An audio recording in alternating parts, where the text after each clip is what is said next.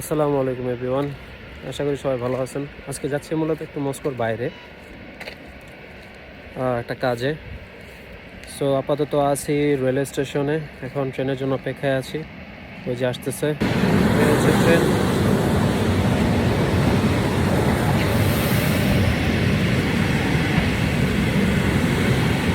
এদিকে দৌড়াচ্ছে, যাই মস্কোর বাইরের শহরটা একটু দেখি কীরকম।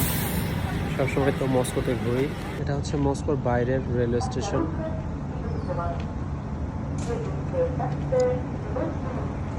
আমি এটা দিয়ে আসলাম, একটা স্টেশন মিস্টেক করেছি, সো আবার এই পথে যেতে হবে।